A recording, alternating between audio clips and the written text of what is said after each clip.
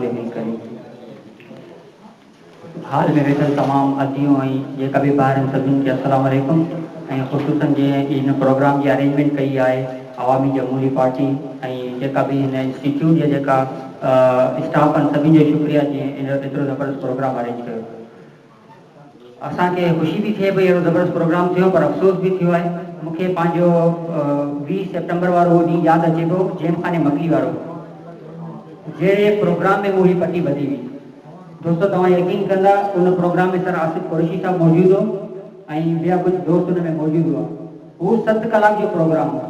उन 7 कलाक के प्रोग्राम में भी असां तकरीरूं एतिरी ॿुधियूं। माज़रत सां हिते असांजा मोहतरम दोस्त हज़रात वेठा आहिनि। सर आसिफ कुरैशी असांजो टीचर आहे, साईं मोहम्मद ईमानजी साहब, साईं वैष्णव साहब के असां वेलकम कयो घारो में, जॾहिं हुननि पंहिंजो लॉन्ग मार्च कयो घारो में वेलकम करण वारो न कयो सिविल सोसाइटी जी तरफ़ां। वो 7 कलाक जो प्रोग्राम थियो, उनमें सेम तकरीरूं थियो। माज़रत सब मुंहिंजा मौजूदनि ऐं चवंदे सेम तकरीरूं मूं पंहिंजे जेका पॉइंट लिखिया आहिनि उनमें पहिरीं लफ़्ज़ मूं इहो लिखियो आहे तो 13 साल से ज़्यादा अरसा हो गया है कि हम सोशल सेक्टर में काम कर रहे हैं और सिर्फ ये तकरीरें सुन रहे हैं। ऐं हुते भी जेका तकरीरूं असां ॿुधियूं हुनमें मूं पंहिंजा कुछ नोट्स लिखिया हुआ ऐं जॾहिं मुंहिंजो नंबर आयो तो सेम कंडीशन हुई कि टाइम इलाही थी वियो तव्हां न ॻाल्हायो। मूं पंहिंजो पनो ईअं उछले छॾियो ऐं को प्लांटेड ॻाल्हि कोन हुई, सिर्फ़ मूं हिकिड़ी दुआ पढ़ी रब्बी इश्रह ली सदरी व यस्सिर ली अमरी। हुन खां पोइ मूं इहो ऐलान कयो त हिन हाल में वेही करे तव्हां एतिरी वॾी वॾी ॻाल्हियूं करियो था ऐं हमेशह करियो था, हाल खां ॿाहिरि निकिरण खां पोइ तव्हां छा करे सघो था। ऐं अहिड़ी सेम ॻाल्हि पंहिंजो उकेरी साहब भी कई ऐं अहिड़ी सेम ॻाल्हि जामड़ी साहब भी कई त असांखे ॿाहिरि निकिरी भी कुझु करणु खपे। ऐं अहिड़ी सेम ॻाल्हि जेको एडवोकेट मेमन साहब आहे उन भी कई। यानी कि जेकी ॻाल्हियूं उन्हनि कयूं हुई ॻाल्हि हुते मूं कई त हिन हाल खां निकिरी ॿाहिरि असां छा करे सघूं था। हाल में ख़ामोशी तारी थी वई, कंहिं वटि जवाबु कोन।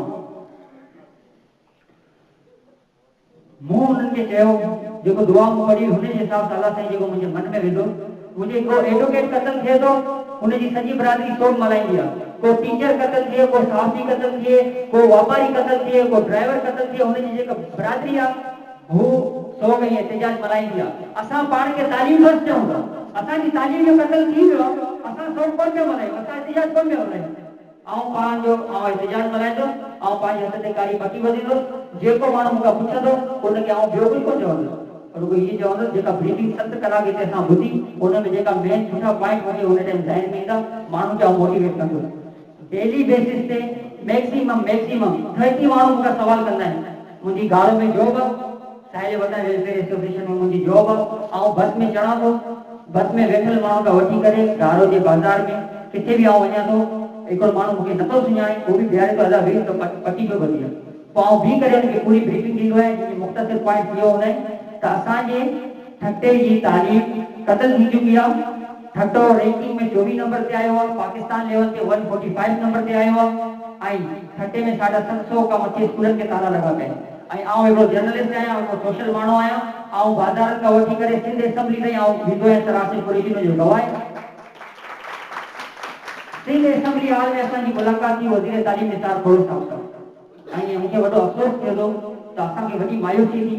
असां हुन सां ॻाल्हायो कि जीअं असां भित सां पिया ॻाल्हायूं, को हुन माण्हू असांखे 0% भी असांखे हुन रिस्पॉन्स कोन ॾिनो।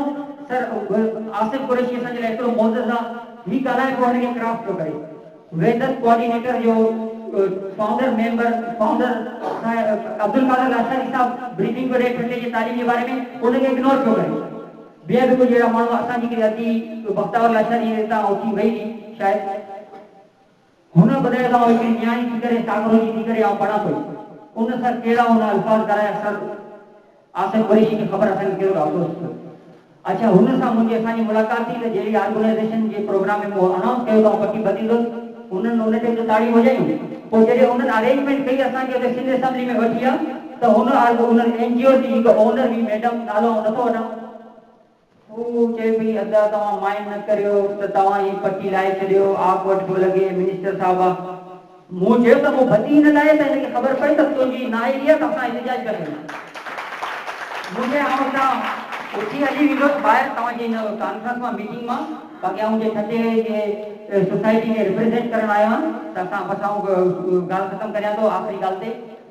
असांजी अधी नसरीन सूरो जेको आहे उहो बि इलाही जदोजहद करे करे कुझु थोरी मायूसी जी बि शिकार थी त माण्हू या कम में रिस्पॉन्स न पियो मिले, पोइ असां फेसबुक ते एड थियासीं हुन एक्टिविटीज़ कुझु जॾहिं असांजी ॾिठियूं त हुन इहो ऐलान कयो त आउं बि अॼु खां पोइ हथ ते पंहिंजे हथ ते कारी पटी वधी तव्हांजे एहतजाज में शामिल थियासीं। हिन ते आउं हिकिड़ो शेर बि चयां थो, चला था अकेला ही जाने पे मंदिर, लोग मिलते रहे और काफिला बनता रहे। तो भले अभी नसरी न थिया पंहिंजे वोट अरेंजमेंट कोन्हे, वोट रिबन कोन्हे करी आउं पीछे में खणी हलंदो मूं 50-100 माण्हुनि खे वधी, पर कंहिंखे बि इहा तौफ़ीक़ कोन थी त उहो हुनखे कंटिन्यू पाए, हिकिड़ो ॾींहुं 2 ॾींहं 3 ॾींहं पाए पोइ जीअं असांखे अजीब थो लॻे, माण्हू सवालनि जी बोछार था कनि, पोइ तव्हां कीअं त पाण खे सोशल माण्हू थियो, तव्हां कीअं पाण खे पंहिंजे डिस्ट्रिक्ट जे इश्यूज़ खे तव्हां डिफाइन कंदा। त अदी नसरी सूरो अचे, वोट अरेंजमेंट कोन्हे त वोट रिबन हुजे, पर आउं पंहिंजे हथ जी पटी हिनजे जेको जज़्बो आहे मां हुनखे पारायां थो ऐं आउं पंहिंजे लाइ जी पटी अरेंज करे पाईंदो। अदी नसरी न थिया हुनखे पटी पारायां ऐं मुंहिंजे एहतजाज में शामिल थिए ऐं तव्हां सभिनी खे दावत ॾियां थो कि ही हिकिड़ो इंडिकेशन आहे, हिन में कुझु कोन्हे, ही माण्हुनि खे सवाल पैदा करे थी। कहिड़े कहिड़े माण्हुनि मूंखां सवाल पुछा कई त तव्हां छो पटी वधी आहे, मूं हुनखे सिंपली ब्रीफिंग ॾिनी, जे जॾहिं 3 माण्हुनि खे ॾियां थो त अॼु ताईं मुंहिंजे फिगर में तक़रीबन 400 माण्हुनि ताईं मुंहिंजी ब्रीफिंग ॾिनी आहे त ठटे जी तालीम जो बदल थी चुको आहे। शुक्रिया, बस आउं हुनखे रिबन बदलंदुसि पोइ तव्हां पंहिंजी कार्रवाई हलाए। अस्सलाम वालेकुम। छो त मां पाण स्कूल विज़िट कंदी आहियां ऐं एतिरो शहरनि में वञी करे ॾिसंदी आहियां, मां पाण वेंदी आहियां ऐं उते ॾिसंदी आहियां त एतिरो तालीम जो क़दर थी चुको आहे जो मूंखे पाण रोअण ईंदो आहे, अफ़सोस थींदो आहे त असांजी छठे जी तालीम एतिरी तबाह थी चुकी आहे, उन्हनि मासूम ॿारनि जो एतिरो क़तल थी वियो। कानून हूअं हर वक़्तु कातल खे सज़ा ॾिए थो, पर छा हिननि मासूमनि ॿारनि जे कातलनि खे सज़ा नथो ॾेई सघे? ऐं हिन वक़्तु बि ठटे जे शाहगोलगंज जे तरफ़ 200 नियाणियुनि जी तालीम 200 नियाणियूं तालीम खां महरूम आहिनि। जुमशाई जे रोड जिते हालत जो ॻोठ आहे, 6 ॻोठ आहिनि, उन्हनि 6 ॻोठनि जूं नियाणियूं तालीम खां महरूम आहिनि। मूं इहो ई सवाल मेंद्रो साहब सां कयो हो, उन चयो त मां त घारो ॻोठ में हिकिड़े स्कूल जो विज़िट करे आयो आहियां, उते त टीचर मौजूद हुई पर ॿार मौजूद कोन हुआ। मूं उते बि इहो ई सवाल रखियो, सर मां हिते बि विज़िट करे आई आहियां पर हेतिरे 6 ॻोठनि जूं नियाणियूं तालीम खां महरूम आहिनि।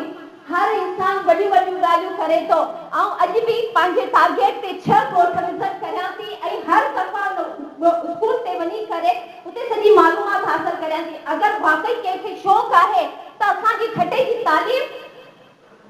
तालीम कामयाबी जे मक़ाम ते अचे त उन्हनि जी ज़िमेदारी आहे त हू वञनि ॻोठनि ते स्कूलनि ते विज़िट करे ऐं हफ़्ते हफ़्ते उन्हनि जी जानकारी वठनि। बसि आउं एतिरो ई चई सघां थी।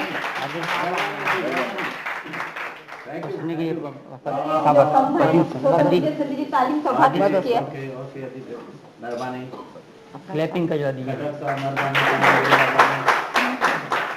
ऐं मुंहिंजो वादो आहे जब तक हिन मक़सद में कामयाब नथी थी वञा तब तक ये पट्टी आउं कोन लाईंदी।